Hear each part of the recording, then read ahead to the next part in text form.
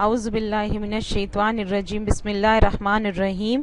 السلام علیکم، میرا نام نائلہ طارق ہے اور میں آج آپ کے لیے جماعت برائے پنجم کا اسلامیات کا سبق نمبر 3 غزوہ بدر کا مشقی خاکہ لے کر آئی ہوں۔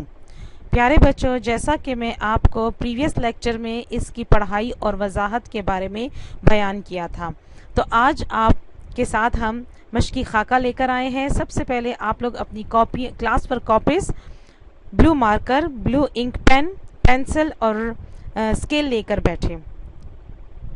جی تو بچوں، جیسے میں نے اپنے پریویس لیکچرز میں آپ کو بتایا ہے کہ آپ نے پیج کیسے ریڈی کرنا ہے، مارجن لائن ڈرا کرنی ہے اور سب سے پہلے اوپر ڈیٹ لکھنا ہے۔ یہ دو کام کرنے کے بعد آپ نے کاپی کے پیج کے اوپر کچھ لکھنا ہے، ٹھیک ہے۔ ہیڈنگ جو ہوگی وہ آپ نے ساری بلو مارکر کے ساتھ لکھنی ہے۔ پیج کے کارنر میں سبق نمبر 3 لکھیں گے، اس کے بعد نیکسٹ لائن پر غزوہ بدر مارکر کے ساتھ لکھیں گے ہیڈنگ۔ اس کے بعد یہ سارا کام جو ہے یہ سارا آپ نے بلو انک والے پین سے کرنا ہے۔ مشقی خاکہ، مختصر سوالات جوابات 1 سے 5 تک، مفصل سوالات جوابات 1 سے 3، معروضی سوالات کتاب صفحہ نمبر 71، 72، 73۔ معروضی سوالات آپ لوگ کتاب پر کر چکے ہیں میرے پریویس لیکچر کے ساتھ، اور اب آپ نے وہی کام کاپیز پر بھی کرنا ہے۔ جی بچے، اب اس کے بعد اینڈنگ لائن ڈرا کریں اور نیکسٹ پیج پر آ جائیں۔ مختصر سوالات جوابات کی ہیڈنگ دینی ہے مارکر کے ساتھ، ایک لائن چھوڑ کر سوال نمبر 1 مارکر سے لکھنا ہے، غزوہ بدر کب پیش آیا؟ جواب: غزوہ بدر ہجرت کے دوسرے سال 17 رمضان المبارک کو پیش آیا۔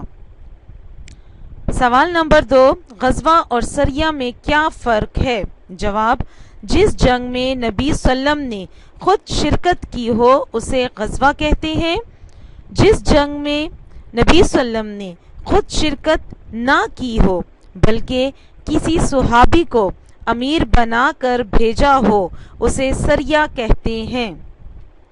سوال نمبر 3، غزوہ بدر میں مسلمانوں اور کافروں کی تعداد کیا تھی؟ جواب: غزوہ بدر میں مسلمانوں کی تعداد 313 اور کافروں کی تعداد 1000 تھی۔ اس کے بعد سوال نمبر 4، غزوہ بدر کے دوران مسلمانوں کے پاس کتنا جنگی سامان تھا؟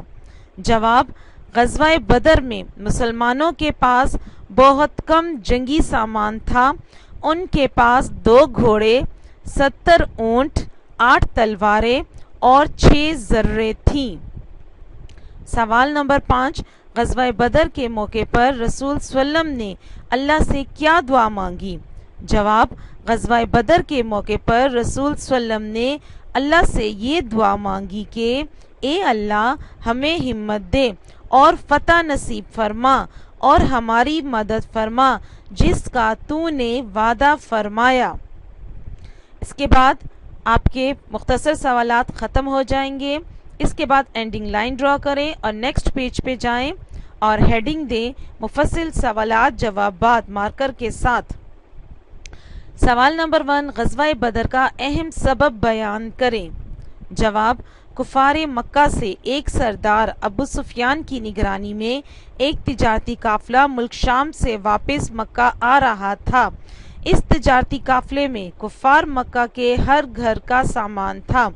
جب مسلمانوں کو اس قافلے کی اطلاع ملی تو قافلے کو مرعوب کرنے کے لیے مسلمان قافلے کی طرف چلنے لگے۔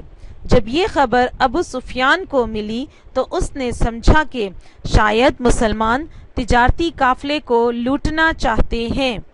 ابو جہل نے فوراً 1000 جنگجوؤں کا لشکر تیار کیا اور ابو جہل کی قیادت میں بدر کی طرف روانہ ہو گئے۔ یہ پورا سوال آپ نے ایک پیج پہ لکھنا ہے، اس کے بعد اینڈنگ لائن ڈرا کرنی ہے اور دوسرے سوال کے لیے آپ نے دوسرے پیج پر جانا ہے۔ سوال نمبر 2، غزوہ بدر کے واقعات تحریر کریں۔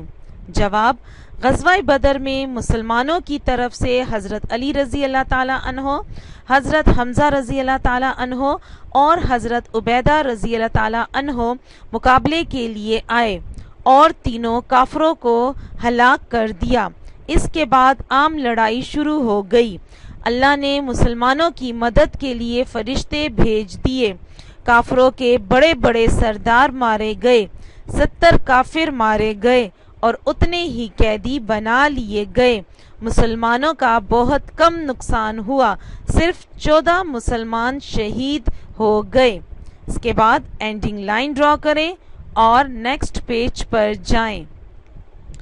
سوال نمبر 3، غزوہ بدر کے نتائج بیان کریں۔ جواب، غزوہ بدر کے نتائج مندرجہ ذیل ہیں۔ نمبر 1، مسلمان اگرچہ تعداد میں کم تھے لیکن ان کا خوف کفار کے دلوں میں بیٹھ گیا تھا۔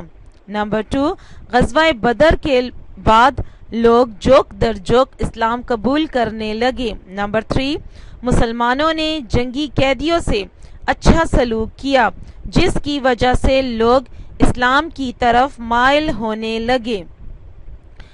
نمبر 4، کفار میدان جنگ میں بہت سا سامان چھوڑ کر بھاگے تھے اور وہ سامان مسلمانوں کے پاس مال غنیمت کے طور پر جمع ہو گیا جس سے مسلمانوں کی طاقت میں اضافہ ہو گیا۔